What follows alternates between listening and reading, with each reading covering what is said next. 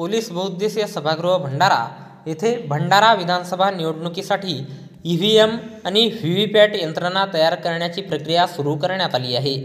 विधानसभा सार्वत्रिक निवडणुकीसाठी भंडारा विधानसभा मतदारसंघासाठी दिनांक 11 नोव्हेंबर 2024 रोजी पोलीस बहुउद्देशीय सभागृह भंडारा येथे निवडणूक विभागाने मतदानासाठी ईव्हीएम व्हीव्हीपॅट यंत्र तयार करण्याची प्रक्रिया सुरू केली आहे।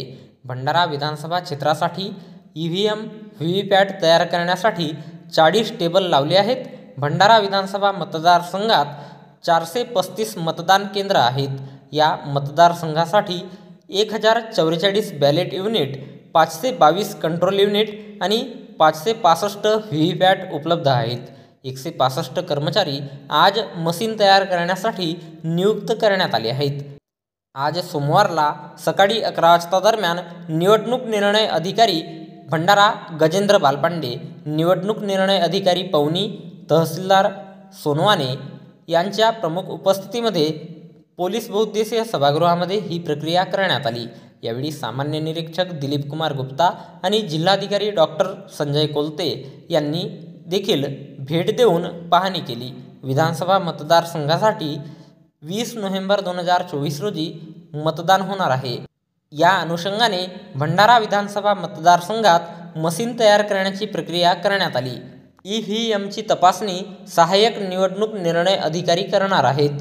या मशीन तयार करण्याच्या प्रक्रियेसाठी कार्यालयात 40 टेबल लावण्यात आले आहेत। प्रत्येक टेबलवर 3 कर्मचारी याप्रमाणे एकूण 120 कर्मचाऱ्यांमार्फत ईव्हीएम व्हीव्हीपॅटसह मशीन सज्ज करीत आहेत। 435 मतदान केंद्रांसाठी 435 इलेक्ट्रॉनिक वोटिंग मशीन असणार आहेत, तर 87 मशीन राखीव असणार आहेत। भंडारा विधानसभा मतदारसंघातील 435 मतदान केंद्रांसाठी ईव्हीएम मशीन लागतील।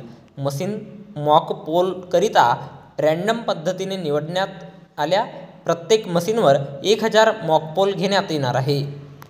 20 नोव्हेंबरच्या मतदानासाठी भंडारा विधानसभा क्षेत्रातील पोलिंग पार्टी 19 तारखेला रवाना होतील।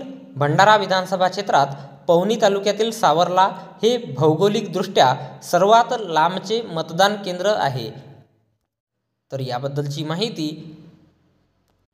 निवडणूक निर्णय अधिकारी भंडारा गजेंद्र बालपांडे यांनी दिनांक 11 नोव्हेंबर 2024 रोजी दुपारी 4:30 वाजता दिली आहे।